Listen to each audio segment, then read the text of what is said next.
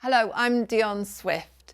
This workshop is all about selecting the right strings for your orchestra, the right threads for your machine. I tend to use Wonderfil threads, and I often suggest when people are starting out that they start with a mid-range thread, which is a 50 weight cotton thread.